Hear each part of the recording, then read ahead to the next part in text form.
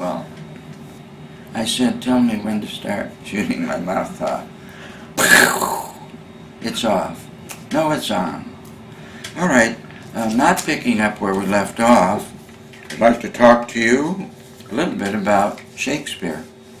I'm sure anyone that's observing this video is quite familiar with Shakespeare, but there's a couple of things he said that I think are, I want to use the word germane, but I don't know what it means, so I'll say, I think his ideas were in reality with what I'm going to talk about.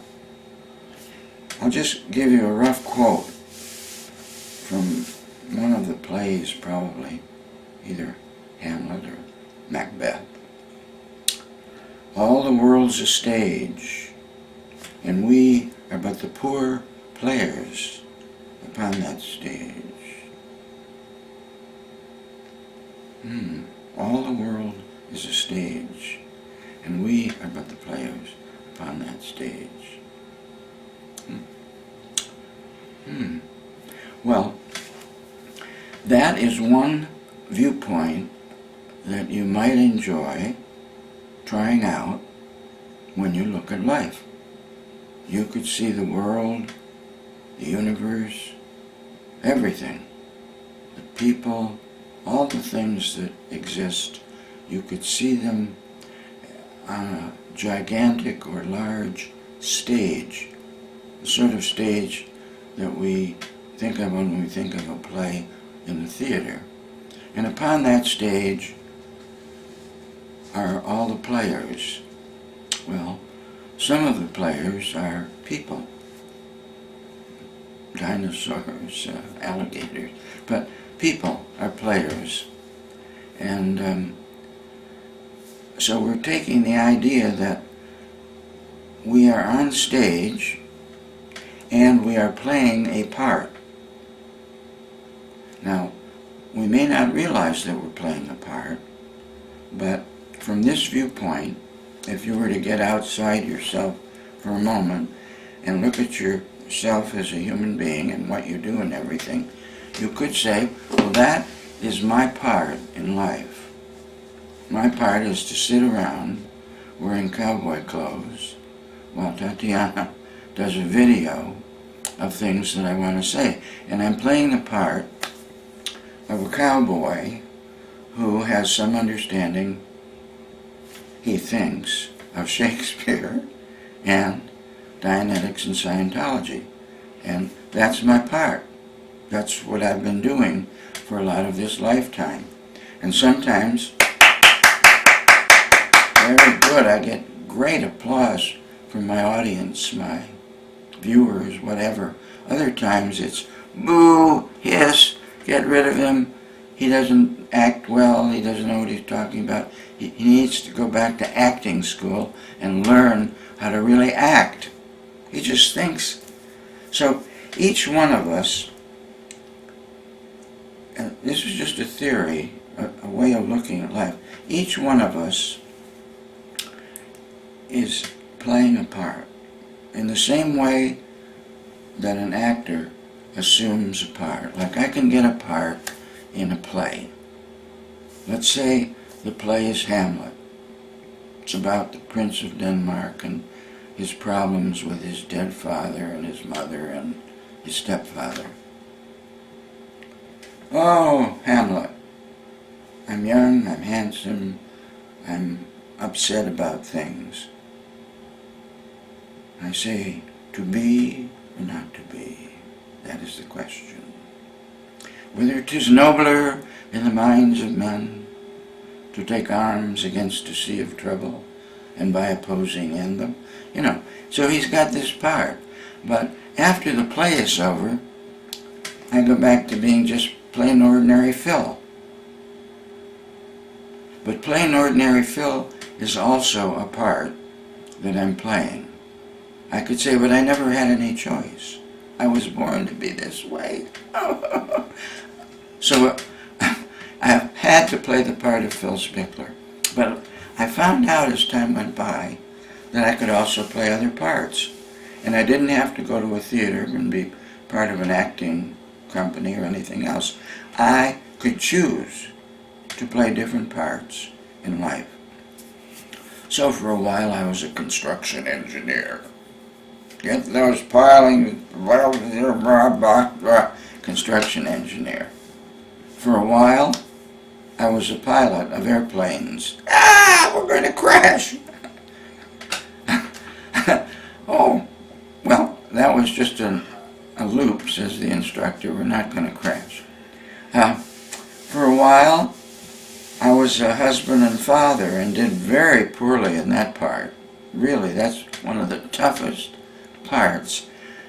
And yet I was driven by certain things in this body to want to get close together with a person of the opposite sex and do something that brought a lot of pleasure to us, but also brought a lot of pain. That was after the children were born. And trying to make sure that they weren't as stupid and crazy and foolish as we were. Well, I failed as a father and a husband so many times that if I were to write up all of my overts and withholds in that area, it would be a book like this, about that thick. So I just finally burned the book and said I'm an innocent victim. That's not exactly true. I'm just trying to say, though, that at any moment in time, you can see or hear of or invent a role to play in life, the big stage of life. Most people, though, that you might talk to say, well, did you know that you're playing a part, a role, like you were on a stage? Like hell, I'm just being myself. Yourself. Well, you're a general in the army, you know. But anyway, a lot of people don't realize that they really are playing a part and that life is a big stage.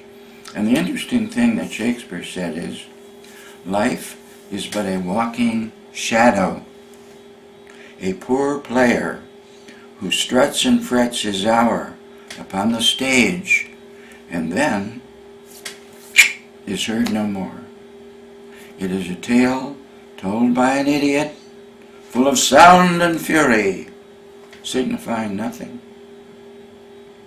That's Shakespeare for you. Now, you don't have to accept what he says, or even, but if you want to try it out, you'll have a lot more fun, I think, with life when you start to realize and become conscious of playing a part. When you become conscious of something, you're then able to put it on, take it off. Otherwise, you may be playing a part automatically. Something that was just, or you picked it up from something or other, or part of your parents, or any old thing, but you think that's a given, it's the hard drive or something. No. You become conscious of self, and all at once, you're looking at it and it goes poof. Now you're sitting, you're thinking, God, I'm no one, really. But I have the possibility of being anyone. That's such a big cognition that if you have that, we turn everything off and send you on your way. You've now found out something about life that could occur if you were involved in Scientology, but not necessarily. Yeah, what I'm saying is that if you become really aware of something, you get the whole sense of it, the exact isness of what it is. At that point, if you don't watch out, it'll do what we call blow, or vanish, or as is, or at that point, if it's what you've been being, let's say I've been being a garbage collector, which is partially true. We all collect garbage, garbage in, garbage out. That's what I'm doing today. I see myself as a garbage collector, but now I'm kind of looking at this self or identity from outside, and I see it quite clearly. I see what made it, its source, how it got to be that way, and all at once, picture goes, and I realize then what I really am is nothing or no one, but I can be anything or anyone. Now, why would that be wonderful? Well, it means if I want to experience what a chair experiences or a toilet seat, I can be one, just for that experience.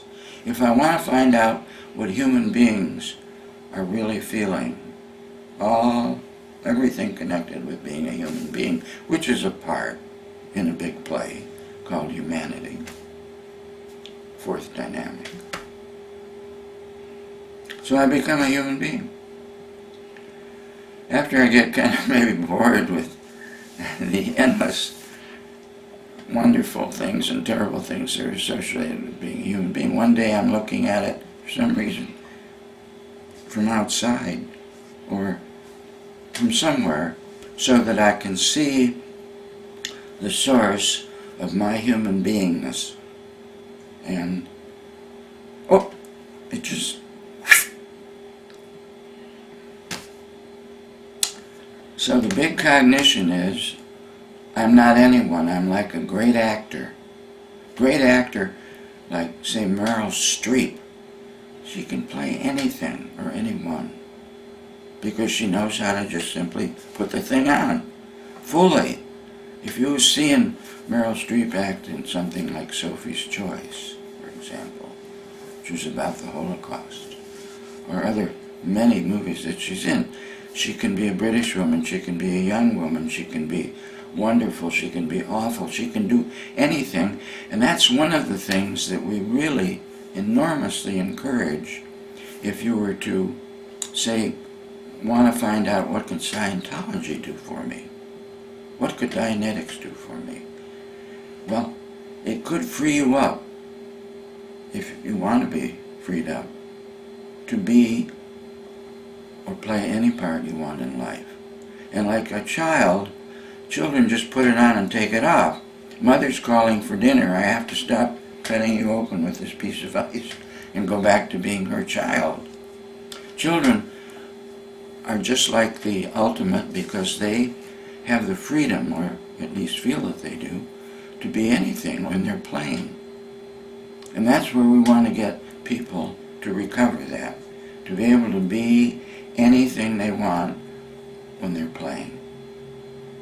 And that includes life, of course. So that's the big cognition. I'm no one who could be anyone. Now that may not be true, but Shakespeare thinks it is, and I, me, whatever I'm being right now, thinks it's spot on. And if I were working with someone, there's a lot of things I could do, but eventually, without pushing them, forcing or telling them, I'd want to help them to get a look at the part they're playing and get to see it so clearly that they go and realize, my God, that's only one of a whole tremendous range of acting that I might engage in. It's true, we force one another as we mature to be one thing. What are you going to be when you grow up? What are you going to be when you grow up? What are you going to be when you grow up? What are you going to do? What are you going to do?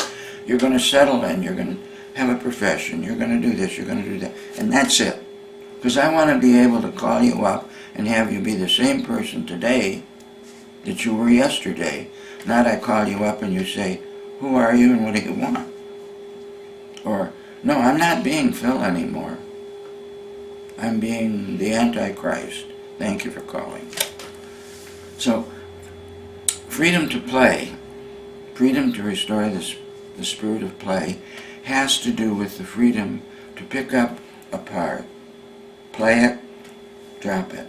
Most people are fixed for various reasons in playing one part, and we've all put ourselves into the position of ourselves and others in the prison of being one thing because we call that security and dependability and so forth, and I want to be able to always count on you to be the schmuck you are today, tomorrow. But you could get rid of that. Great actors are doing the very thing, actors in general, not just great ones. The great ones just do it better. But the highest state that I can think of in connection with Scientology and or Dianetics is someone realizing that they, in their basic consciousness, their basic awareness of awareness is nothing, but can be, do, have anything. With the accent on be. Most of us lose that as we lose childhood. But you can get it back. You can restore the spirit of play. And to some degree, although the people around you will be like, that son of a bitch is acting like such an asshole lately. Do you believe this? He's taken up horseback riding at 82, and he wants to be a cowboy again, and he's trying to date co-eds at the university, and he's got a wife and grandchildren, and what the hell's going on with the guy? He's pretending that one day a week he acts as though he's 18. We shouldn't let him do that. What right does he have to stop being an 82-year-old man who can't get it up anymore? I ask you, all the right in the world, no one ever could truly take it away from us. We did have to agree, a little at a time, to become someone who would be acceptable to a lot of people who've been crunched into being a human being. It's not bad. Being a human being is fun. It's a great part. It's so great that people often refuse to give it up. The least they can do is die. That's the only time they'll say, yeah, I'll give it up now. But you can't even get away with it by dying. Your ability, now you're going to be a dead body, you don't have to. You could be something else. You could be a cloud. But that's the big thing. Shakespeare, Hubbard, Mark Twain, the Greeks, they all had it wired. But it doesn't mean you have to believe this or believe in it or even do it.